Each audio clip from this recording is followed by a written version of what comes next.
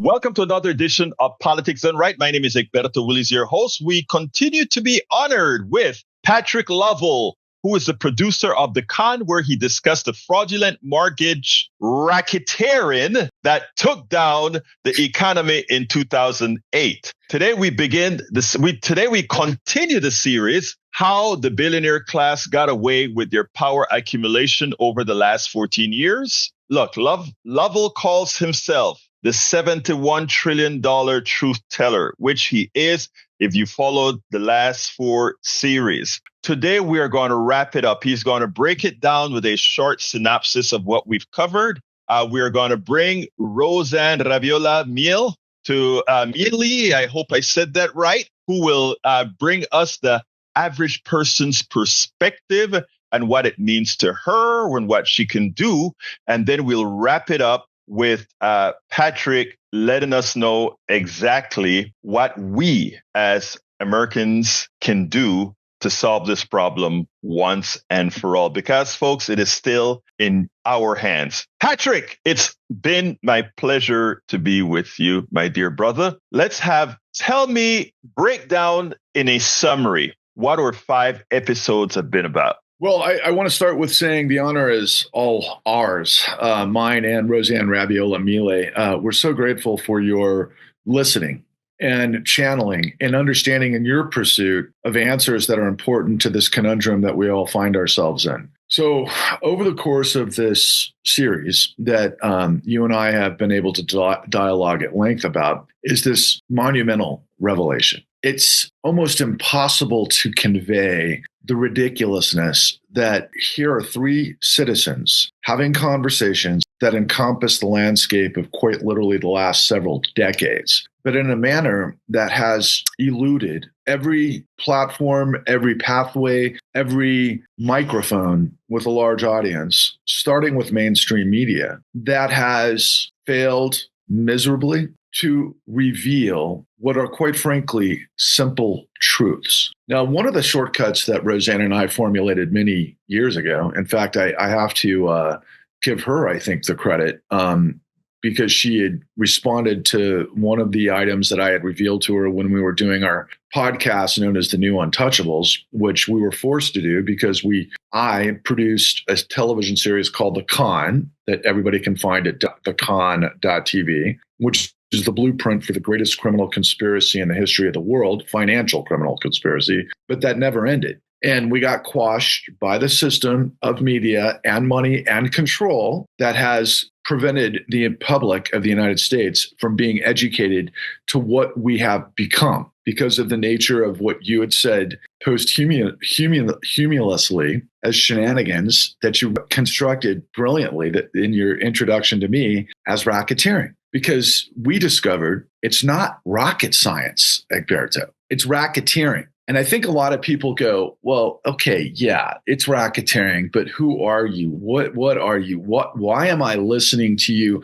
What do you know that everybody else that has millions of followers, that have platforms and billions of dollars of resources aren't telling me?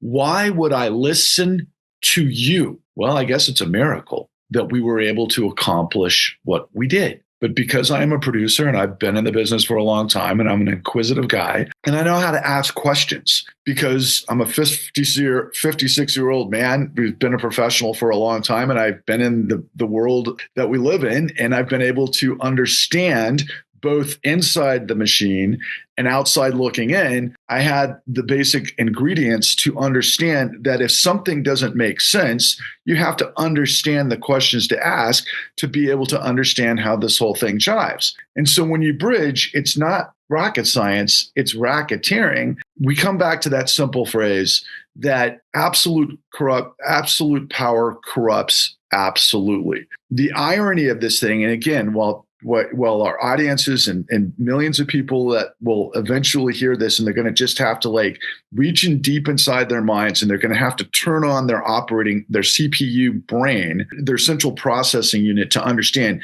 what David Byrne, because I'm from the 80s and he was a great singer from the Talking Heads, taught us long ago, same as it ever was. Look, corruption has been a part of the human story and society for over a millennium. Everything in history can be tied to the story of corruption because absolute power corrupts absolutely. But what have we done in the year 2024, guys? In the aftermath of the wake of the election, which was supposed to be turn the page, i.e. move forward, i.e. change we can believe in, which are all basically platitudes, because I'm an optimistic person and I do believe that you want to get to the promised land in order to form a more perfect union, as obviously Barack Obama so eloquently championed, but unfortunately who went backwards because he put all of the people in power that created this racketeering scheme that has never ended, and they have complete control. And with all these things that we've said so far, Patrick, I want folks to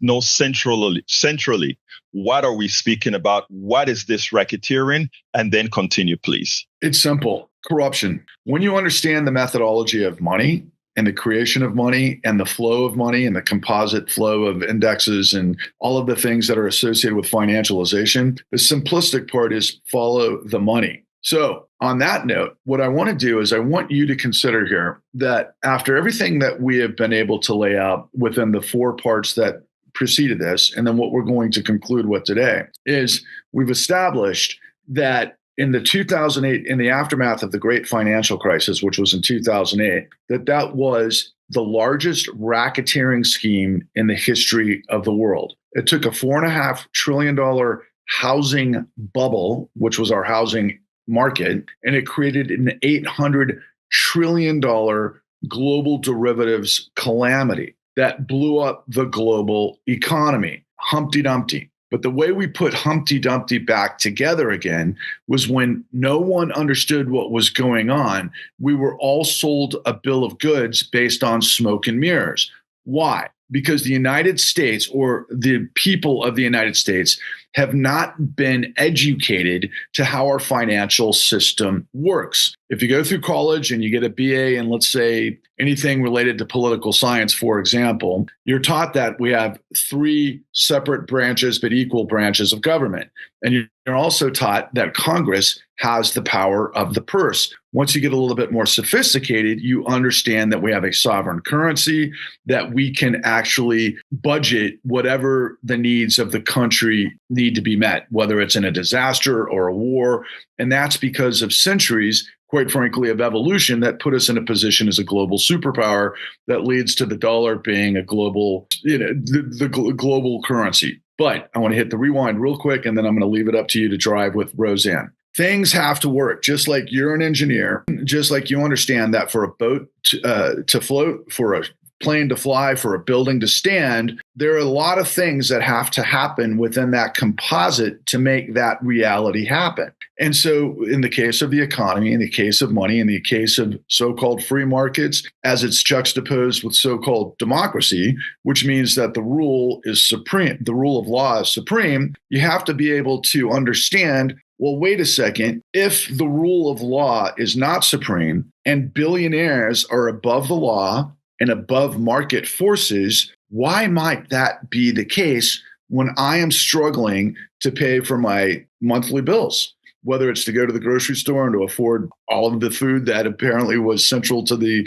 election in terms of what people were voting for, versus the world that I'm seeing out in front of me, the billionaires that seem to have absolute power. And so what we're revealing to you is that, just like David Byrne said, and same as it ever was that absolute power corrupts absolutely, because in 2008, we created a smash and grab situation, which was the end of this cycle where the middle class of the United States had grown perpetually and to a point of no return, because supply didn't equal demand, because there was too much debt based on too much value, while we farmed out the golden goose, which enabled the whole thing to implode, which in capitalism would have led to the destruction of everything, to where we would have to literally rebuild from the ground up to do what they had to do after the Great Depression. Instead, we gave tens of trillions of dollars illegally to the billionaire apparatus and the billionaire class,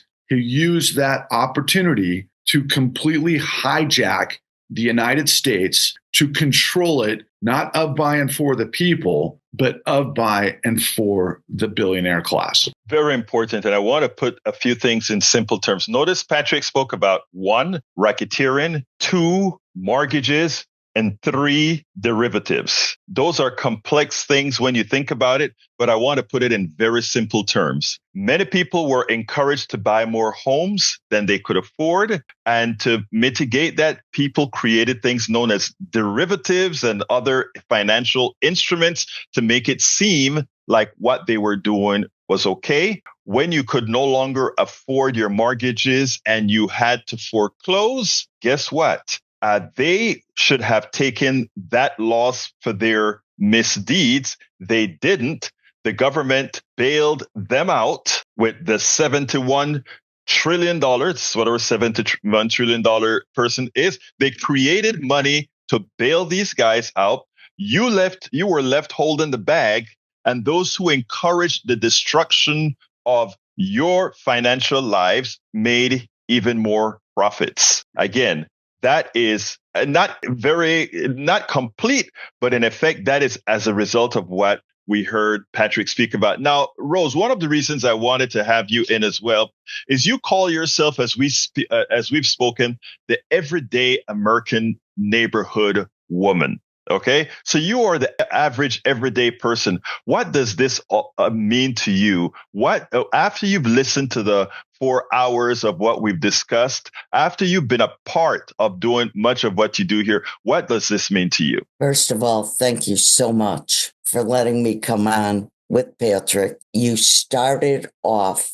by talking about you went to go look at the different interviews. Why didn't the media? Why aren't we on Netflix? Okay. The conversations that you and Patrick have had, and I've listened to them, and I've listened to every single Truth Bomb, over 500 of them, and I've watched the con, and I've watched the new Untouchables. That's only 19 episodes, but I did all the transcripts, okay?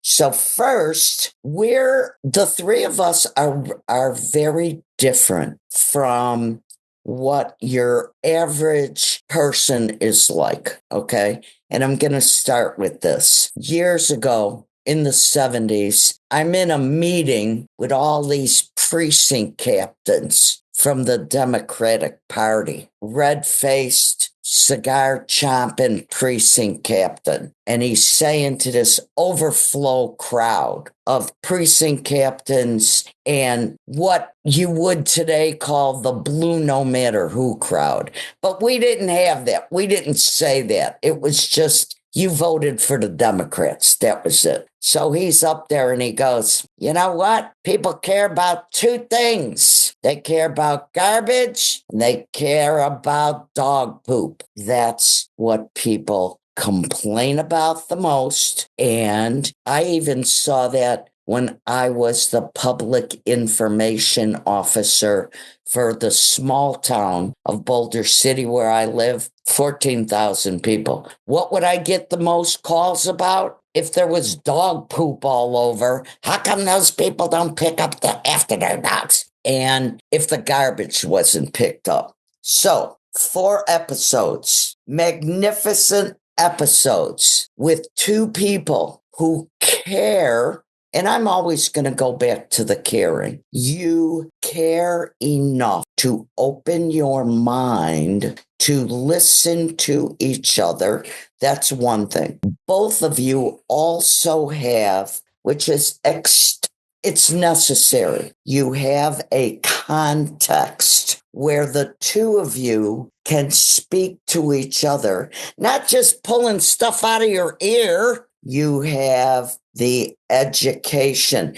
And I don't mean you got to go to school for 27 years. That's not what I mean. You have to be grounded. So, in the introduction, when Patrick was talking in the introduction and the 4 episodes that you guys did, what do I say? Roseanne says, cut off their money. Oh, cut off their money? Roseanne says, because she's listened to Tom Murphy, who lives in Ohio, who was the law enforcement officer. And I didn't like those law enforcement officers in the 60s. What did we call them? We called them pigs, did we not? Yes. Okay. Tom, when he was working undercover to find out why all these homes were being foreclosed upon in Summit County, Ohio. This is episode 1. Patrick, by sheer chance, coincidence, talking, right, finds the sheriff. He said, talk to this guy. Talk to this guy. Tom doesn't know about finances. Tom doesn't know a derivative from a cup of coffee, okay? But what does Tom know? Tom knows theft. So I've just said a couple of words. Cut off their money. It's theft. People care about garbage and dog poop. My kids that I taught my kids I was a teacher of history at a Catholic school. My juniors didn't want to listen to me talking about history. Forget that stuff. But they had to listen to me because if I failed them, they had to go to summer school. My father showed me we got to do the right thing. We got to help people. You don't go stealing. You know, as I say that word, I don't know if you remember Lloyd Blankfein. I see his face. This lying dog stands there, sits there in front of the Congress, in front of elected officials, and he lies. Oh, we don't, our guys who are selling to our customers, they don't know what Goldman's position is on this particular item. What is he, out of his mind? Why do you go to an investment house?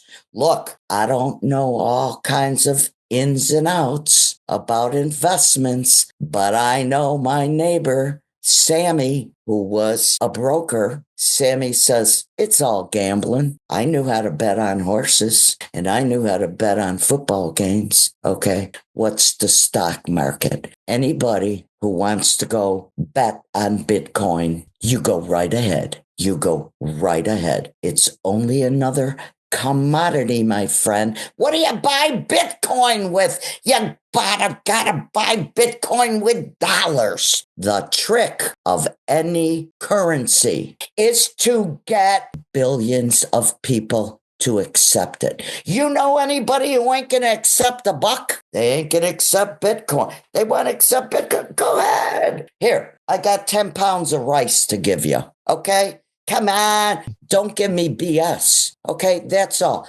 Patrick, the big difference between the two of us, he grew up believing in an American dream. I grew up, I didn't even window shop because I knew I couldn't buy it. And I want to stop you right at that sentence. That's a perfect place to get Patrick in. Patrick always believed in the American dream. You hadn't even looked in the glass for the American dream. And what I think a lot of what we're doing here is to tell America, and I think Patrick has done a great job, there is an American dream that we can aspire to, but we have to do the work and not allow those who have done what they've done to do what they continue to do. So what I'm going to ask Patrick to do at this point is, Patrick, you were able to define all the problems. We had Rose, who in her expansive,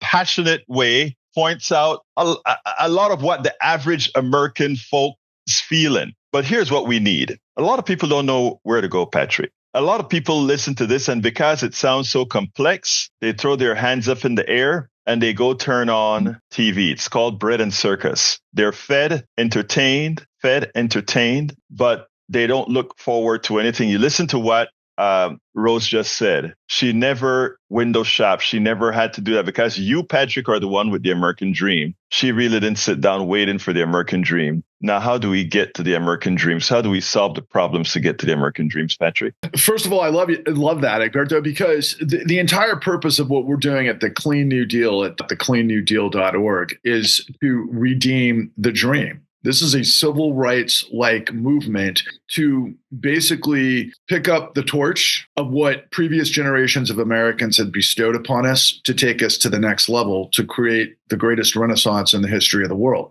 which is an incredible possibility. All things are possible. We know that. I've established that in terms of my ideology growing up in your city, Houston, Texas, the home of NASA. We have established and proved time and time again that anything is possible. But like Abraham Lincoln said, the better angels of our nature have to prevail.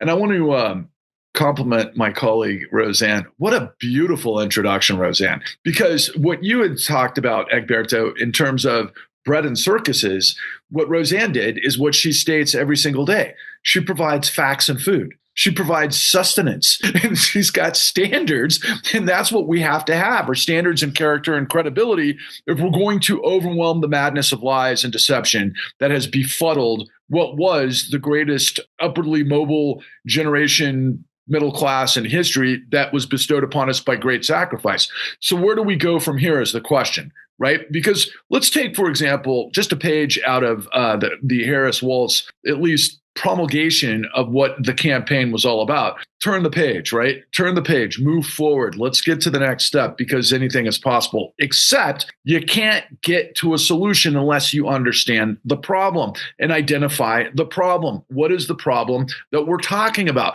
We're talking about what everybody is talking about, except we're providing the facts and food, the sustenance of what this is all about. And we want people to indulge. We want them to feast on the truth. So, for example, I'll give you a little bit of an antidote here in terms of the universal construct, which is just kind of a fun little interlude in terms of how I think, right? Look, I don't know what your religious persuasion is. I don't know what your identity is. I don't know where you're coming from, other than this is the nature of the universe. And this is what we know. This is cosmological fact. This is physics. This is what it's all about.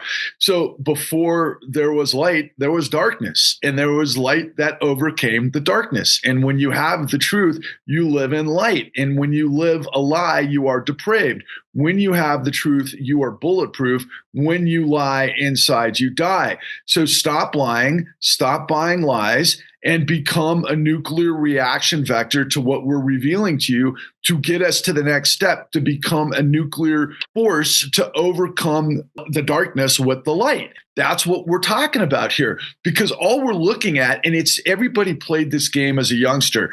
There's a game called Hide the Flag or Capture the Flag.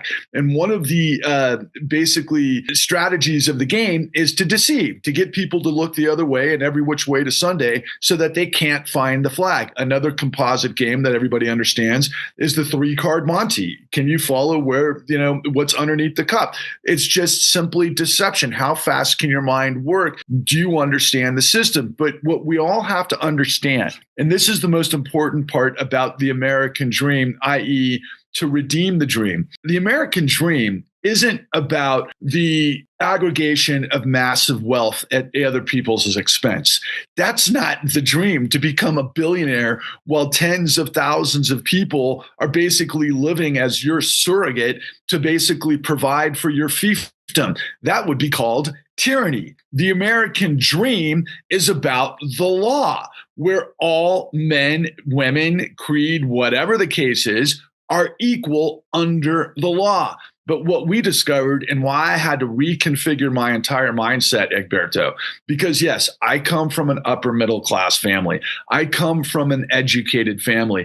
I come from a family where my father was a senior executive, a large multinational corporation in the fossil fuel industry. So I grew up, I guess, with privilege based on what I discovered downstream was really not in the best interest of humanity, i.e. global warming, dependence on fossil fuel. I had to go through a process my entire life to understand what? Climate, understand economy, understand society, understand processes and all sorts of different things to arrive at a case that in the end, it's all energy. It doesn't matter where the energy comes from, but we need energy, right? And so again, to foster this sort of endeavor that we need to do to move it forward, you have to become a nuclear reaction vector, because that is energy. That's what propels light forward. And so, not to get too obtuse or abstract or whatever the case is, or philosophical, the bottom line is that the United States was born in a revolution against tyranny to create separation of powers, to create the supremacy of law predicated on the Bill of Rights.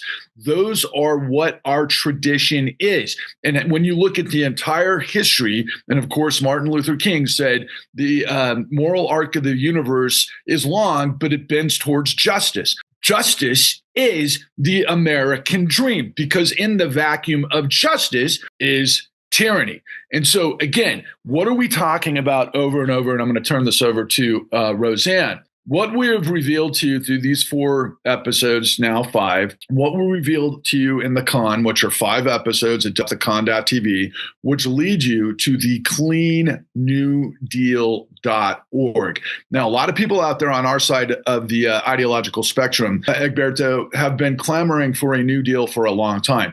But what is the New Deal? The New Deal is a government of, by, and for the people. That's what it is.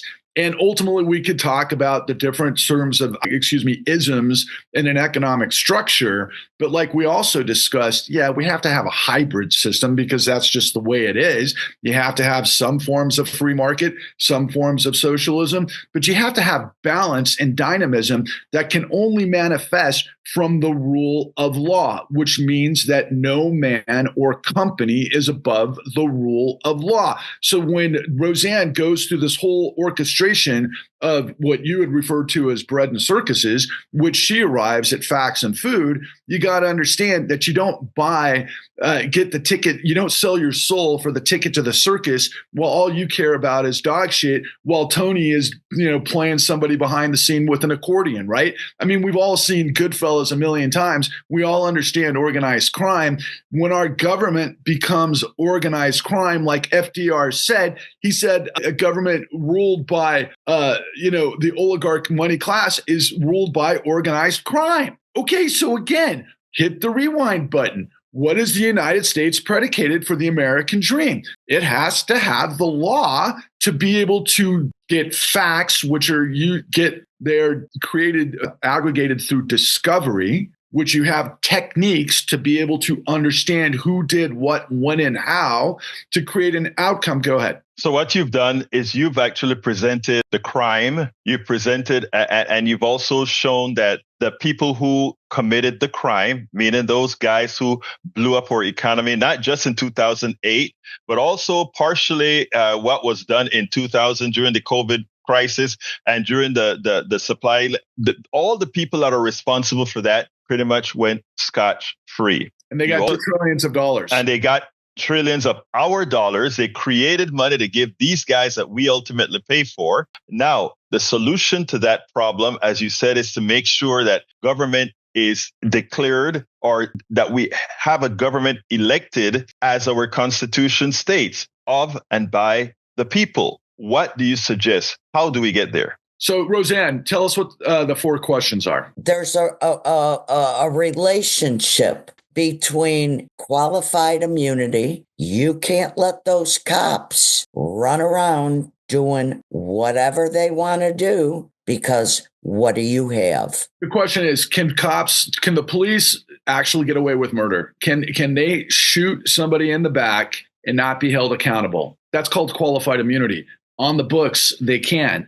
But in a democracy where the state can't be above the law, then police who shoot unarmed black people, for example, or whomever else, they have to be held accountable to the law as well. The revelation is, why do we have qualified immunity?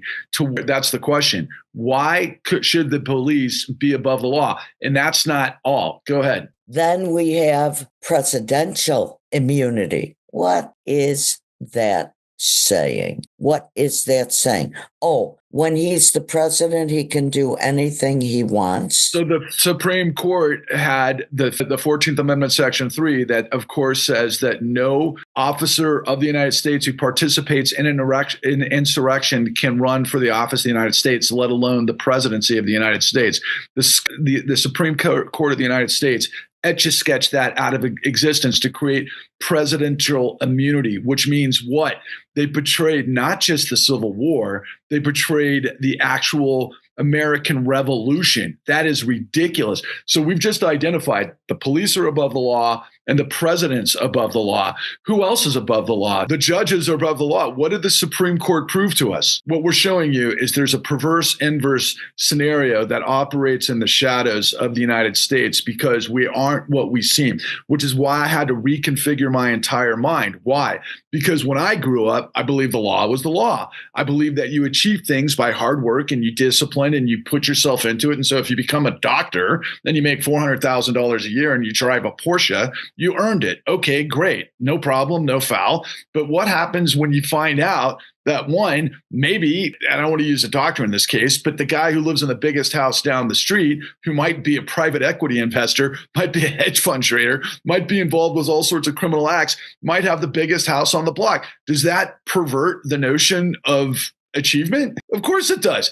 Just like what I'm explaining to you, just like we're explaining to you, this is a perverse inverse of power in democracy. You don't live in a democracy when you have presidential immunity, judicial immunity, and qualified immunity. Qualified immunity. So right. Those are the power structures that basically create what is tyranny. Patrick, I say well because I saw the crimes, murders go in front of the court, in front of the judge, and the kid who killed his girlfriend, his father was connected. Does the kid pay a price? No. Does he ever go to jail? No. Do the kids in my neighborhood take the black kids who happen to cross the tracks and come into Bridgeport, do they take them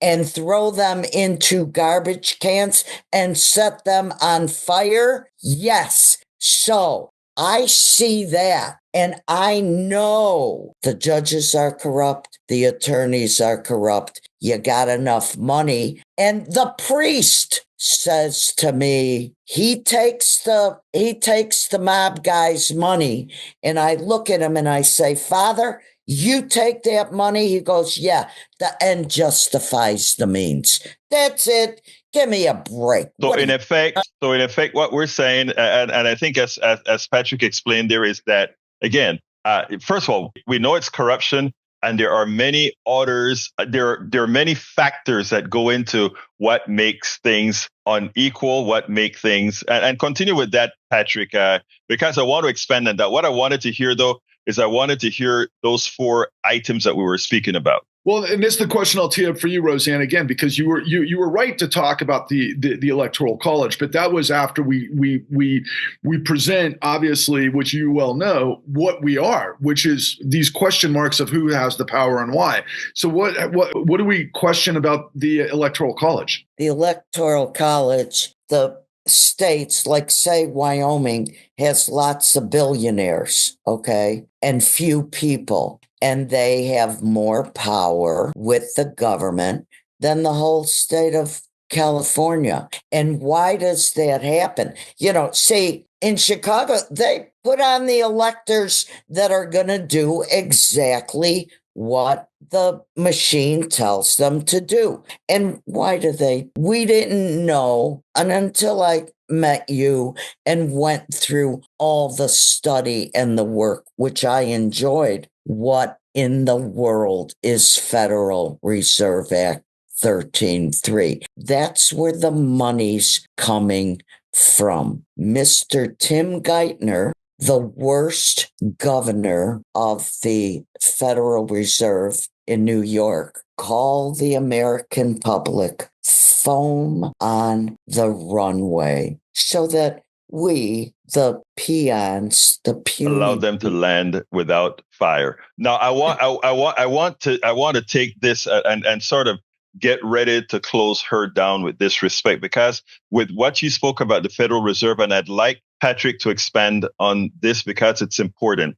When we use terms like what the Federal Reserve is doing, etc., most Americans, it goes right over their heads. right? What won't go over their heads is to understand that we have a Federal Reserve System that is private and that it has a clause in there that defies the will of the people, meaning that gets around Congress. So I want to end sort of in this regards. We have a private Federal Reserve that can pretty much go haywire and do as they please. We have a government of and by the people. How do we ensure that those two things can cease to exist in that form and have it where it really is we the people, and we don't have a system that can maintain the corruption that we had in the 2008 crash, in the 29 crash, in the 2020, in the 2019 crash, and all these other things? How do we actually just close this all together? Patrick. I'm going to offer you two things, and then I'm going to toss it to Roseanne to give us what we call the precepts of the Clean New Deal, which will identify, and then I hope I'll have a chance to close with what the next steps are. But let me just talk about Federal Reserve Act 13.3 first, to your question. Okay, so first and foremost, it is a misnomer to calibrate the purpose and the methodology of the Federal Reserve as completely independent functioning of the government of the United States. Now, we have established that there's 13 Federal Reserve governors, I believe, and then there's the affiliate banks, of course, around the country, and there's a reason it was designed that way, so that we wouldn't have monopoly in the Northeast. We wanted to kind of create as much dynamism around the economy in the United States as we could, and that was a smart move. The Federal Reserve was created to stabilize the currency. We had basically thousands of currencies at the time that and this had been going on from the very beginning, the argument about a central bank and a central reserve currency, which goes back to Europe, right? Because the battle within the revolutionaries was, okay, we don't want to become what it was that we rebelled against to create the United States. But eventually, the stability of the currency and the centralization of the federal government became the thing that had to create continuity so that we could stabilize and grow. I mean, that was the choice of previous generations of Americans. By the time we created the Federal Reserve, which was created by independent banks, of course, it was J.P. Morgan Chase. It was all the guys, and everybody has heard about, whatever island. I can't remember the name of the island off of South Carolina where they all met, mysteriously. And Jekyll Island. Everybody knows that book of Jekyll Island, who's ever paid attention to the Federal Reserve. But the long and the short of it is, the consideration and the concern at that time was for the financial system to usurp the power of the democracy. That was obviously the consideration. So eventually, as they developed the statutes and the laws to create this sort of stability within the economic system, they had to create a scenario because they knew in capitalism there was going to be booms and busts. That's just the nature of the business cycle, okay? But what they also constituted at that time, because the boom and bust cycle came out of the crisis of 1907, which basically mandated that you had to have a centralized currency. Otherwise, we would never be able to get out of the disaster that we were in, which was a massive depression at that time. What did it lead to? Well, it led to complete hysteria and bubble scenarios based and predicated on fraud that would ultimately lead to the Great Depression. And when the Great Depression blew up 25% of the population of the United States that were unemployed and living in Hoovervilles, and the suffering of starvation and no work and all of those other things, which would ultimately lead to Keynesian economics and the New Deal that would ultimately save capitalism from itself, what was happening behind the scenes was that the Federal Reserve created these statutes to create what were known as a hybrid between the private and the actual government sectors. And what they did was they created financing, because the United States had sovereign currency, that they could finance their way out of disasters. And you got to think that there's wars, there's natural disasters. there's reasons why you want the federal government to be able to help whatever region or the entire country as a whole to get out of a disaster situation, because otherwise you're not going to maintain a government, right? You're not going to maintain a structure that that we all depend on for so many different reasons. Patrick, right? I mean, I want us to centralize though on 13 that fact, because I understand that, the government has some impact on the Federal Reserve, but ultimately, if you have an escape clause in anything, that gives you an escape clause out of everything. If you put a pinhole in a balloon, that balloon explodes or the air gets let out. So, in as much as our Federal Reserve, the government has some control over our Federal Reserve, ultimately speaking, the Federal Reserve can be independent using a particular clause. Well, that too, but that's politics, and that's the deception of power. But you need to understand first, and what the audience needs to understand is that the statutes that came out of the Great Depression that coincided with all of these laws that had to come out of the investigation from a gentleman by the name of Ferdinand Pecora, who discovered that the Great Depression was created by Ponzi schemes and all sorts of, by the way, Egberto, the same scenarios that created the 2008 Great Financial Crisis that were involved with derivatives, particularly in inside trading and all sorts of hedges based on smoke and mirrors. Okay, that's the three-card Monty. But the statutes were written by Carter Glass, by the way, that we created this hybrid, what we called government-sponsored enterprise to get us out of the Great Depression. And what that maintained was financing for the infrastructure that would then be followed by the New Deal. That created works projects, that created infrastructure projects, that ultimately financed what led to the biggest military engine in the history of the world. Don't forget that before World War II, we weren't a global superpower militarily. We became that after World War II because of the functions that I'm talking about. But nowhere in those statutes, Egberto, does it say first that, and in fact, it says just the opposite of this in Federal Reserve Act 13.3, that you cannot finance private ownership of real estate through exigent circumstances. That's qualified in the statutes that came from this time period that Congress had to approve because the Federal Reserve is mandated by Congress. That's the idea. Okay. So it's not supposed to be it's supposed to be answerable to Congress, not to the Federal Reserve Board of Governors. The conversation that's happened since Alan Greenspan is that the Federal Reserve has to maintain independence so that it doesn't get corrupt. So that's the irony here, because what happened was those statutes existed with the advent of the Securities and Exchange Commission, which were the police on the beat to rein in Wall Street's ability to deceive, which created the Great Depression. We learned our lesson. We created laws through Congress to rein it in, and we created the most stable economy in the history of the world for 7 decades until we arrived at the Clinton administration. That was made possible by what happened in the Reagan. Then we got Glass-Steagall, yeah. They got rid of Glass-Steagall. They got rid of all of the lessons learned from the Great Depression in the concept, the modality of innovation. But in the process to get out of 2008, they were still able to use 13.3. But this is what they did, because there was 98 secret meetings between the powers that be, which was Timothy Geithner, who became Secretary of the Treasury, who came out of the New York Federal Reserve Branch, which was the branch that is supposed to regulate Wall Street.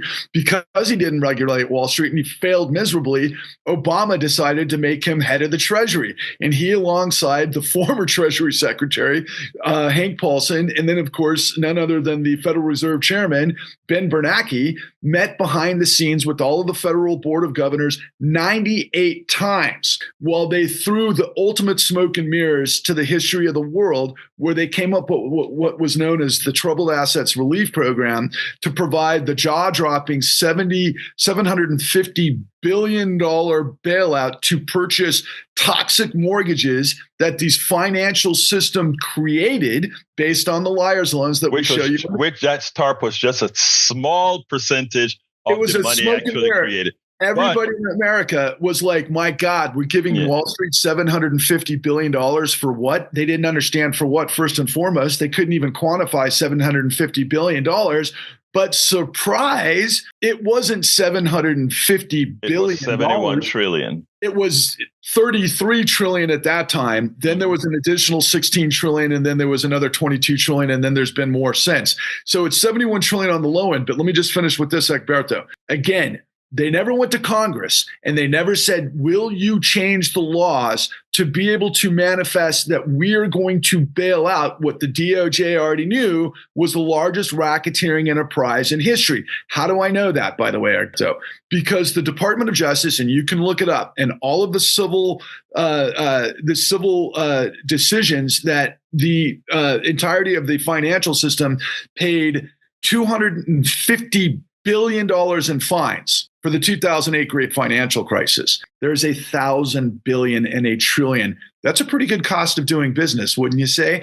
So on that note, what I'll say is the entirety of it all was illegal. If you go to thecleannewdeal.org and you look at the white paper, Federal Reserve Act 13.3, you'll see all the parameters and the evidence that not just came from news information and source material and everything that we put into this to be able to prove to the world that the New York Times didn't do, the Washington Post, the LA Times, etc. What we did was we put together, including an interview with the former partner of Sullivan and Cromwell, a gentleman by the name of Raj Cohen. And Sullivan and Cromwell is the white shoe law firm that created the CIA, that just also happened to be the law firm that was dealing with what they called the consortium, which was the too big to fail banks to be able to, behind the scenes legally, in terms of structures and all sorts of smoke and mirrors, manifest, I hate to use that word again because I've used it in all of our interviews,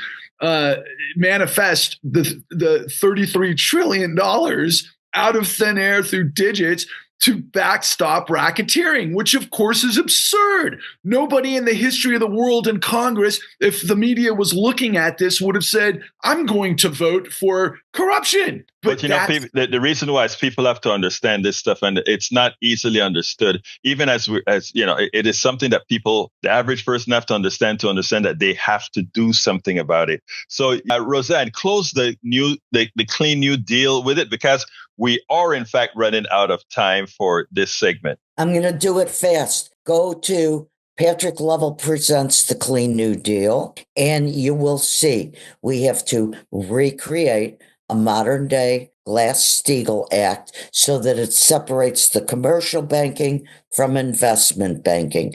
We have to end Citizens United. All it is legalized corruption by dark money. We have to show people that $71 trillion was looted illegally by our financial system. And we got betrayed. Okay, there's tons of different ways that we can spend the public purse on the people, like redoing the entire grid, like having a federal jobs guarantee program, like getting off of fossil fuels, like fixing our prisons, our educational system. The list could go on and on. We also have to expand the Supreme Court to 13 justices and enforce a canon of ethics to make those corrupt morons accountable. Put them in jail. We have to end qualified immunity. We have to end presidential immunity. We have to end the Electoral College. That is education. When we educate, when we go on social media and I put the QR code to the Clean New Deal, I want people to take their time and educate themselves. They're not going to watch all of this. They're going to say, oh, I don't have time. Okay, take 5 minutes a day, take 10 minutes a day. And while you're taking your time, share thecleannewdeal.org with everybody you know. Share all the conversations with Egberto and Patrick. Share share. When you share, you feed. That's what I do. I share facts and food. You gotta share first. That's what they have to do. If they don't share, we're dead in the water. And I'll finish up with this, Egberto, real quick, because I know you got to finish this. Look, power has absolute control, okay? Because of what we've qualified in this entirety of this series, right? Smart people, smart organizations, educated people who write the laws, who get paid by this corruption, that have figured out a way to basically get rid of the people's house, which is Congress, because they've been able to elect a bunch of dimwits who have no idea what's going on anyway. I'll give you a few names: George Santos, Matt Gaetz, Marjorie Taylor Greene, Lauren Boebert. Are you kidding me? These people shouldn't have a job working in drive-through. That's an insult to people who work in fast food. These people are making laws. Why? Because the system and billionaires revealed that if you get stupid people to become stupid whisperers in the body politic, then you can ultimately deceive them all day, which is the situation that we're in. How is it possible that an idiot by the name of Donald Trump could, one, be accused of being a mastermind of an insurrection? That was never the situation. That guy's just a transactional idiot, and he always has been, and he should have been in prison decades ago. So what we have to do, and what we were trying to do before the election, but we have to penetrate the minds, bodies, and souls of everybody out there who believes in liberty and justice for all and understands that we have to go the distance to redeem the dream. What we have to do is make a show of force. First, you have to share, share, share. We got to get millions of people to get on board with all of the elements that Roseanne just set forth, because that is problem solution. It's not rocket science, it's racketeering. But we have to show force from this perspective in a peaceful way. We have to do a flash mob in Washington, D.C., where we surround the Supreme Court. We surround the Federal Reserve. We surround Congress. We surround the presidency. We have to have millions of people go on an exodus from corruption to the belly of the beast, which is where our country's power seat is, and demonstrate to the point that everybody in the country is going to get wind of what we've just revealed. And the way we're going to do that is once we do the flash mob, we get the we get the attention, we get everybody talking about it. Then we exodus to the National Mall, where we're under the gaze of Abraham Lincoln, who said, "A nation of, by, and for the people shall not perish from this earth."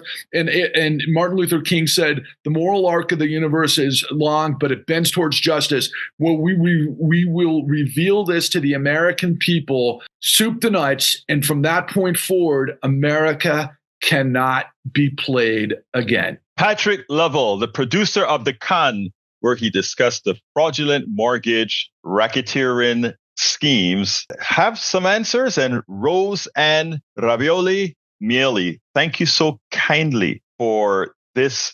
I want to call this series, I'd like to find a better name later on, of how the billionaire class got away with power accumulation over the last 14 years, because it is so much more. Thank you so kindly for spending this time. I think this is going to be very revealing for a lot of our listeners. You guys have a wonderful rest of your day. Happy New Year, brother. Happy New Year. Happy New Year. We spend a lot of time deconstructing the news, trying to parse it into a form that everybody can understand. We try to find those little nitpicks where it flies above the fray, etc. If you really like these videos that we do, I want to ask a big favor. Please go ahead. Number one, subscribe to our channel. And number two, please join if you can. Thank you so kindly for watching. Keep watching. Please remember to share. We must populate the entire internet with our progressive message, a message that we know is what most Americans say that they want. So help us, please join.